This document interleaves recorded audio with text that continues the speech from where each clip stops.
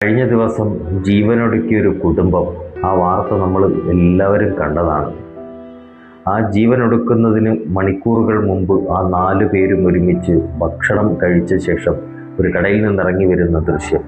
ആ മോള് ഏറെ സന്തോഷത്തോടെ തുള്ളിച്ചാടി പോകുന്നത് കാണാം. പിന്നീട് അവരൊരു ആരാധനാലയത്തിൽ പോയി പ്രാർത്ഥിക്കുന്നതും കാണാം. അതിനുശേഷമാണ് അവർ ജീവനെടുക്കുന്നത്. ശരിക്കും ഇത്തരത്തിലുള്ള ആളുകളെ ചേർത്ത് നിർത്തേണ്ട നമ്മളൊക്കെ തന്നെയാണ് ഇതിന് കാരണക്കാരൻ, അല്ലേ? ഈ സമൂഹം തന്നെയാണ്. ഇതുപോലെ എത്രയോ ആളുകൾ നമുക്കിടയിൽ ഉണ്ടാകും.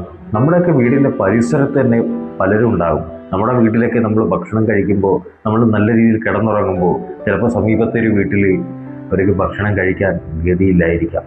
ചിലപ്പോൾ അവർ കിടക്കുന്നത് ചോർന്നൊലിക്കുന്ന വീട്ടിലായിരിക്കും. ഈ മഴക്കാലത്തൊക്കെ അങ്ങനെ ഒരുപാട് സ്ഥലങ്ങളുണ്ടാകും. ഇതൊക്കെ നമ്മളൊക്കെ ഇറങ്ങി ഒന്ന് കാണണം.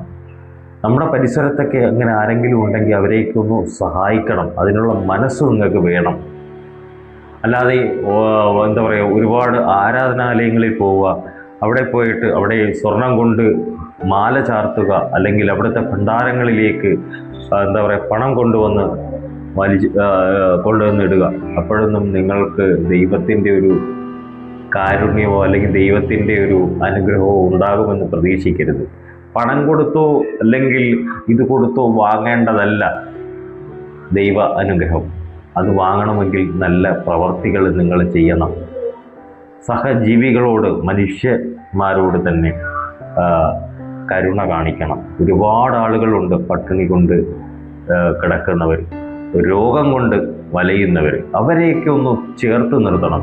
നമ്മുടെയൊക്കെ വീടിൻ്റെ പരിസരത്ത് തന്നെ ഉണ്ടാകും അങ്ങനെയൊക്കെയുള്ള ആളുകൾ ഉണ്ട് എങ്കിൽ, ഇപ്പോൾ കുറച്ചേറെ ആളുകൾ നല്ല രീതിയിൽ താമസിക്കുന്നുണ്ടെങ്കിൽ അവരെല്ലാവരും കൂടെ കൂട്ടമായി ചേർന്ന് സമീപത്തെ ഒരു പാവപ്പെട്ടവരുണ്ട് എങ്കിൽ അവനെന്താണ് അവൻ്റെ വിഷമം അത് കേൾക്കുക, അവനെന്താണ് ചെയ്തു കൊടുക്കാൻ പറ്റുന്നത് അത് ചെയ്തു കൊടുക്കുക.